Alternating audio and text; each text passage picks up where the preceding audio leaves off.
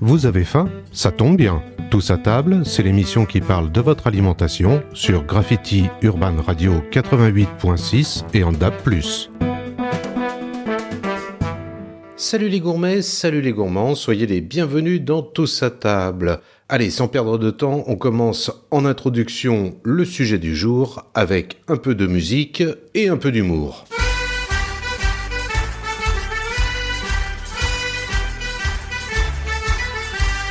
Oui, à l'Élysée, pas de couvert en plastique. Oui, à l'Élysée, pas de couvert en plastique.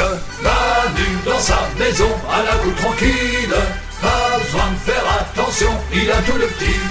Oui, à l'Élysée, ils connaissent pas les pâtes. Oui, à l'Élysée, ils connaissent pas les pâtes. Manu dans sa maison, à la boue tranquille. Pas besoin de faire attention, il a tout le petit. Oui, aujourd'hui c'est bien du palais de l'Élysée dont je vais vous parler, mais côté cuisine. Un col bleu-blanc-rouge, une amicale bonhomie et un engagement à toute épreuve. Voici le chef Guillaume Gomez. Cuisinier au palais de l'Élysée depuis 1997 et chef des cuisines de la présidence de la République de 2013 à 2021, le meilleur ouvrier de France a tiré sa révérence en février 2021. S'il a marqué une époque au sein des cuisines présidentielles, son empreinte dans le paysage culinaire français n'est pas prête de s'effacer. Voici son parcours et son portrait avec une carrière prestigieuse au sein des cuisines de l'Élysée de Jacques Chirac à Emmanuel Macron. Guillaume Gomez est né le 8 août 1978 à Paris, de parents brocanteurs originaires d'Espagne. Et d'aussi loin qu'il se souvienne dans son enfance, il a toujours voulu être cuisinier. Dès ses 4 ans, Guillaume Gomez se déguise en cuisinier pour la fête de l'école et il sait qu'il en fera son métier. Plus tard, il se tourne donc vers un apprentissage à l'école de Paris des métiers de la table et décroche son BEP hôtelier. Il débute en tant qu'apprenti chez Johnny Benariac, patron du restaurant Traversière dans le 12e arrondissement de Paris. En 1997, le jeune homme doit effectuer son service militaire et son patron de l'époque, Jacques Le Divlec, du célèbre restaurant parisien Le Divlec, le présente à Joël Normand qui était alors chef des cuisines de l'Élysée. Guillaume Gomez intègre alors la brigade de l'Élysée pour faire son service militaire au service du président Jacques Chirac. En 2004, alors qu'il n'est âgé que de 25 ans, Guillaume Gomez décroche le titre de meilleur ouvrier de France et devient le plus jeune détenteur de ce prix dans la catégorie cuisine. Il l'est toujours d'ailleurs aujourd'hui le plus jeune. Lors de ce concours, il a la chance d'avoir pour la dernière fois Paul Bocuse et Joël Robuchon en président de classe, c'est-à-dire en ambassadeur de l'examen. À partir de 2010, le chef prend la tête du restaurant Home in Paris et divise son temps pendant 2 ans entre ce poste et celui qu'il occupe à l'Élysée.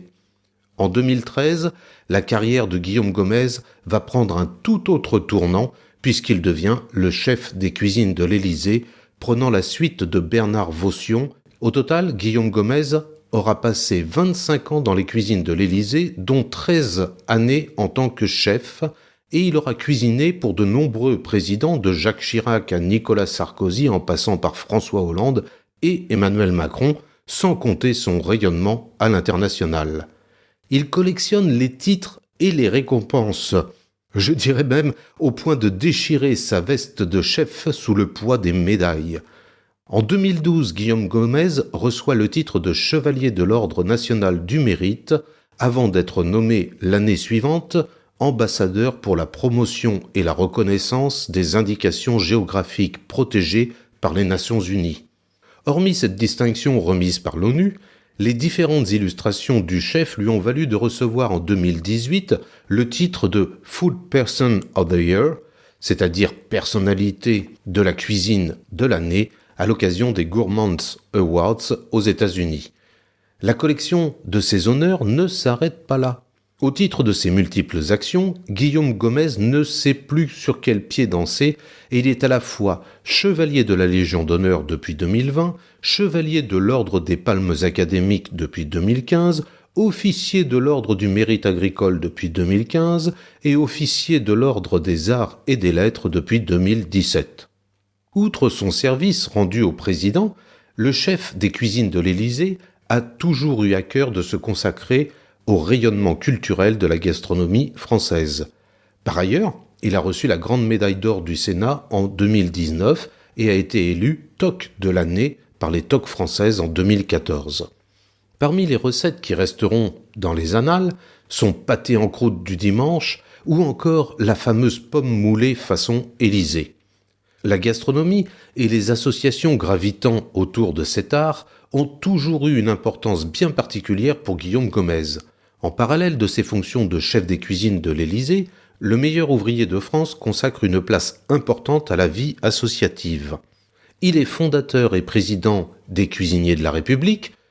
Aux côtés de Michel Roth, il officie en tant que coprésident d'Eurotoc France.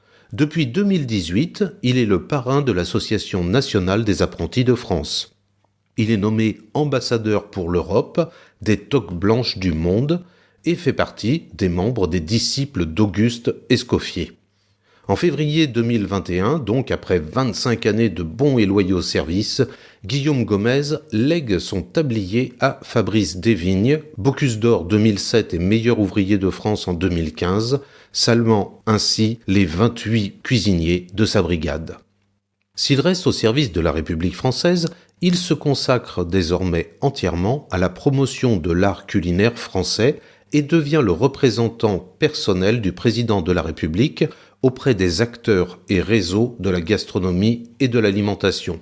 Ce sont de nouvelles fonctions au service du rayonnement international de notre gastronomie, de nos savoir-faire, de nos producteurs, de nos restaurateurs et de nos artisans. Toujours pour la France, il s'agit pour lui de promouvoir les arts culinaires français à travers une représentation dans les manifestations gastronomiques en France, mais aussi à l'étranger. Et il en organise d'ailleurs lui-même, comme Paris Food Forum ou Goût de France. Il travaille sur la valorisation de cette gastronomie française en prévision des Jeux Olympiques 2024, mais aussi de la Coupe du Monde de rugby qui aura lieu cette année dans notre pays. Davantage de médiations sur le terrain sont à l'honneur, au contact des acteurs de la gastronomie, et il souhaite devenir un véritable relais en matière de relance dans les territoires. Si la cuisine représente une grande histoire d'amour, cet homme au grand cœur a toujours soutenu les associations et les actions qui valorisent le travail des personnes en situation de handicap. Lorsqu'il œuvrait aux cuisines de l'Élysée, c'est régulièrement qu'il accordait sa confiance aux personnes porteuses d'une déficience. Ces expériences apportent autant aux cuisiniers soucieux de bien expliquer leur travail qu'aux cuisiniers invités. Parce que le chef préféré des Français n'a pas froid aux yeux, il ne manque pas une occasion de relever des défis. À son actif, une dizaine de marathons, avec souvent pour mot d'ordre le soutien associatif. Avec son côté hyperactif, Guillaume Gomez trouve-t-il le temps de dormir ? À croire que non, car quand il n'est pas au fourneau, il se consacre à ses associations. Le reste du temps, il met sa culture culinaire et son aisance dans la communication au service d'ouvrages. En 2020, il publie À la table des présidents. Le meilleur ouvrier de France n'en est pas à son premier coup d'essai.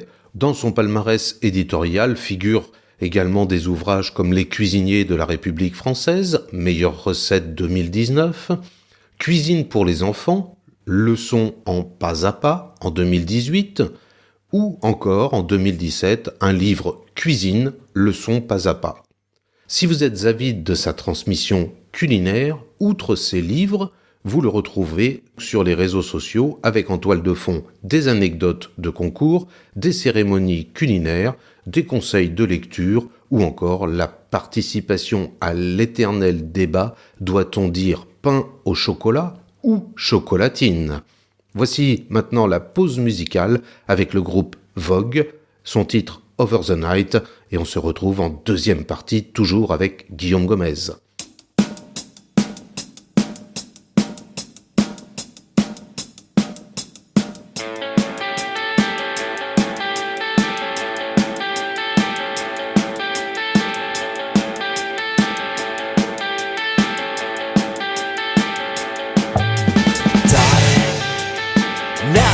Listen to me, honey. Don't call me, I'm crying.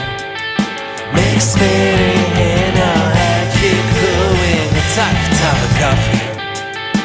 You boss, so lady. We gotta come, lady.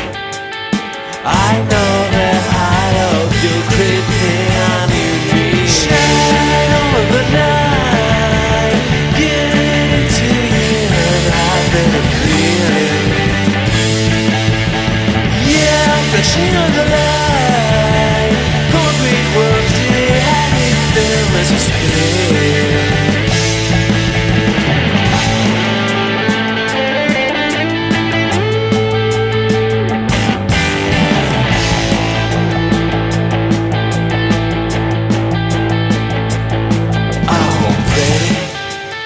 Let me explain it real. Virtual reality. Because you can do anything you want. That's not funny. I don't stop running. So made, so angry. So hide your eyes will not choose and waste time.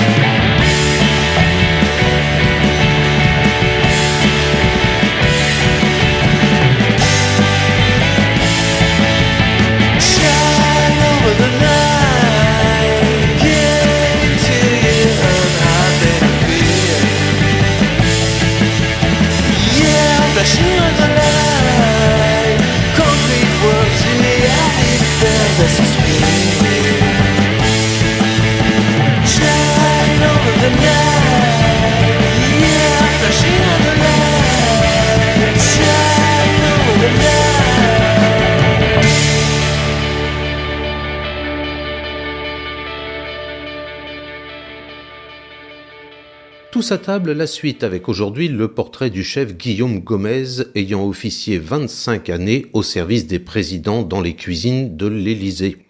Si la cuisine de Guillaume Gomez a su s'adapter au fil des ans en fonction des préférences des chefs de l'État, le cuisinier ne cache pas son amour pour les grands classiques de la cuisine française.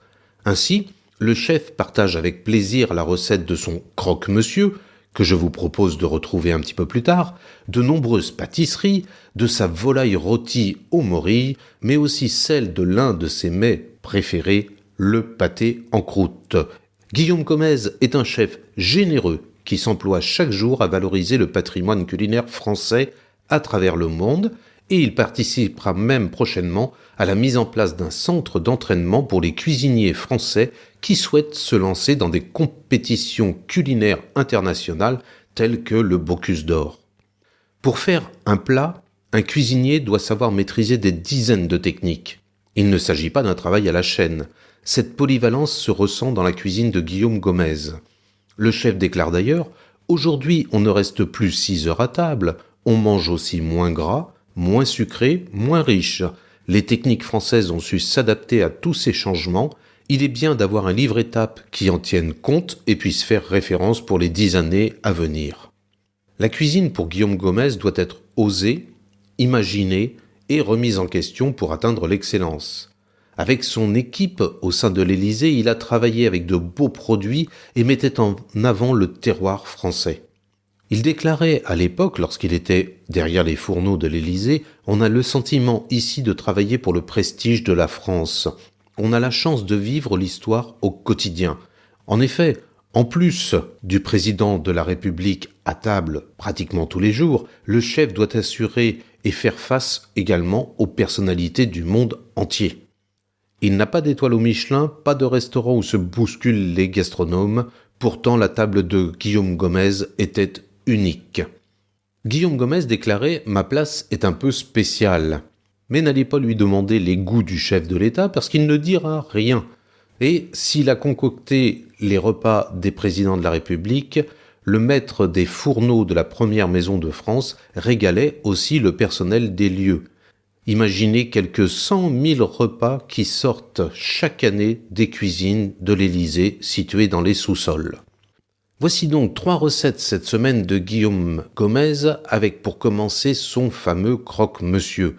Pour la préparation de ces croque-monsieur, il fait légèrement griller le pain une première fois dans un grille-pain, puis il étale béchamel, tranche de jambon blanc, béchamel, tranche de jambon de pays et encore béchamel avant de faire cuire au four à 180 degrés pendant 10 minutes ces croque-monsieur.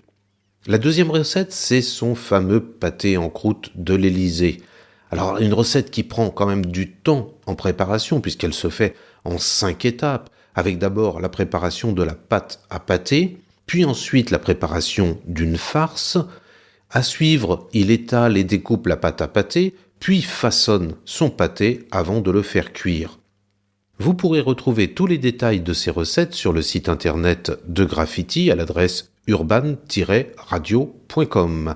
Et enfin, pour terminer, la recette des pommes moulées Élysée de Guillaume Gomez. C'est une recette qui prend 45 minutes de préparation et 55 minutes de cuisson. Pour la préparation, Guillaume Gomez met du beurre à clarifier. Et pendant que ce beurre fond, il râpe finement du comté. Il épluche et lave les pommes de terre. Au couteau, il va tailler des cylindres réguliers, puis enlever chaque extrémité pour les rendre droits. À l'aide d'une mandoline, il va tailler des tranches de pommes de terre de 4 mm d'épaisseur. Dans une casserole d'eau bouillante salée, il va les blanchir pendant 2 minutes, puis ensuite il va les poser sur un linge propre sans les laisser refroidir. Cette opération sert à faire ressortir l'amidon, ce qui permettra de bien coller les tranches entre elles. Pour le montage, Guillaume Gomez va beurrer généreusement un moule à charlotte avec le beurre clarifié, mais une partie seulement. Il va former une première rosace avec des tranches de pommes de terre, puis il va renouveler l'opération jusqu'à 6 fois en alternant le sens de rotation à chaque fois et en incorporant un petit peu de comté râpé. Il verse ensuite le reste du beurre clarifié et va réserver le tout dans un endroit frais avant la cuisson. Il commence par une cuisson de 5 minutes sur plaque ou sur gaz, puis enfourne à four chaud pendant 45 minutes à 200 degrés. À mi-cuisson, il est important de couvrir d'une feuille de papier aluminium. Cela évite que la pomme ne se colore trop et qu'elle ne se dessèche. En fin de cuisson, il suffit de laisser reposer 15 minutes, de presser légèrement la préparation pour retirer l'excédent de beurre, de démouler et de vérifier la coloration de cette préparation. Allez, rendez-vous tout de suite sur le site internet urban-radio.com pour récupérer tous les détails des quantités et des préparations de ces 3 recettes. Et quant à nous, on se donne rendez-vous la semaine prochaine pour de nouvelles aventures gourmandes dans Tous à table. À bientôt. Retrouvez Tous à table en podcast sur urban-radio.com et en attendant la prochaine émission, mangez bien, mangez sain.